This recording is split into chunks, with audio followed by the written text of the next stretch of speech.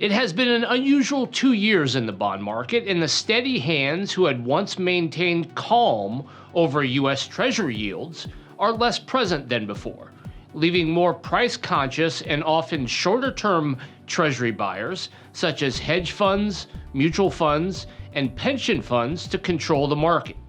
In this latest edition of LPL Street View, we will take a brief look at why Treasury yields are more volatile and why the Federal Reserve may have to step back in as a buyer of Treasuries in order to stem volatility. Volatility, that is, at risk of upsetting financial stability.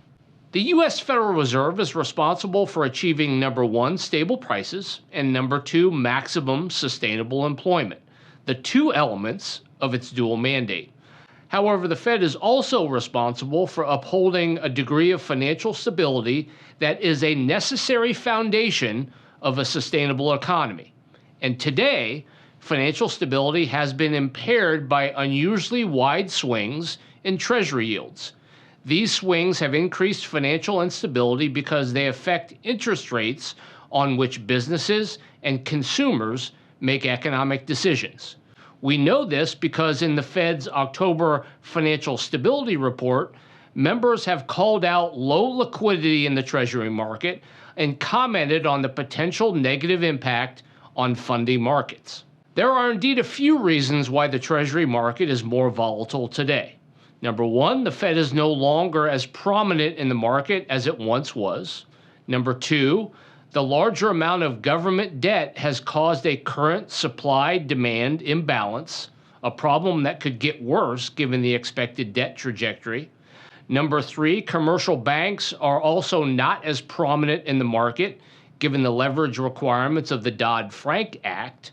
And finally, with the Fed and commercial banks stepping back, the Treasury market is now in the hands of more price-conscious, short-term buyers. There are no easy remedies to reduce the level of Treasury volatility, steady interest rates, and help maintain financial stability.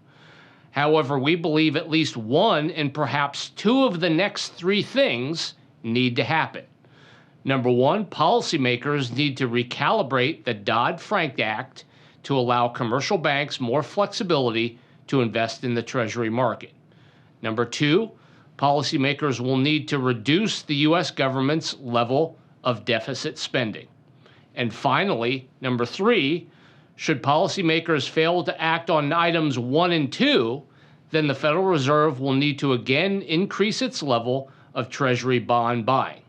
While the latter, unfortunately, may be the most likely scenario, it is clear to us that fiscal and/or monetary policymakers will need to do something to bring more order to this market.